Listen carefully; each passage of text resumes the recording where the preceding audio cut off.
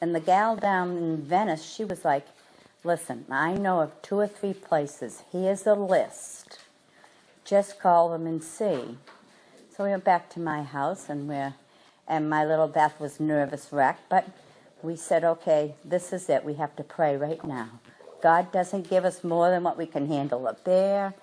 Exceedingly abundantly more than we can ask or think. We went through every scripture we ever memorized.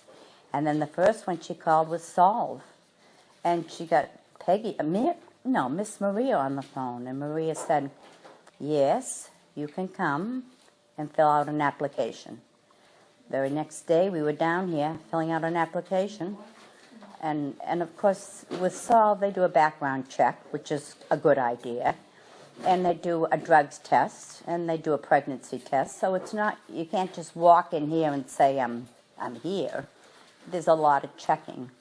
And then she said she would get back to us. And Beth was still with me at the time, and we were still praying.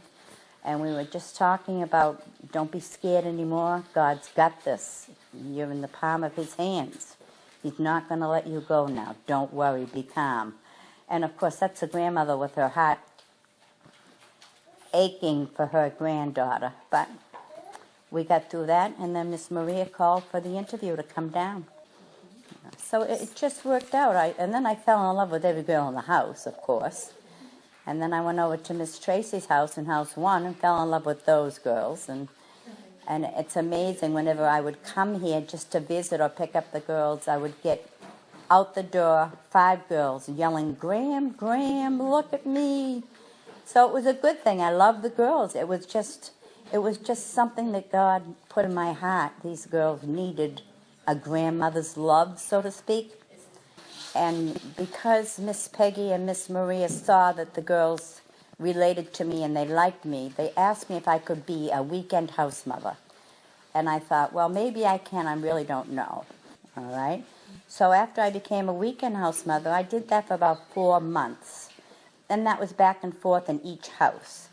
And it was quite the learning process for me, because there were some things that I would just give in to my granddaughter that I couldn't just give in to the girls at Solve.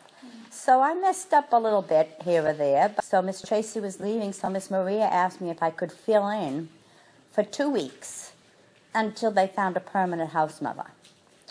So I said, yes, I could.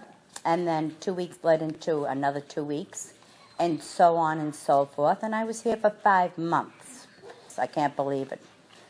So anyway, I took the month off, 3 weeks off, and I said, you know what, I'm going back. I'm going back. So I came back again, and they said, how long you staying? I said, until all my girls have their babies. So that may take another 6 or 7 months, I'm not sure, but by then I should finish my whole year. We have several women who've left here that would be poster women. Truly, truly. They come in as young girls, and they leave as women. Women who know their worth. Women who know their place with God.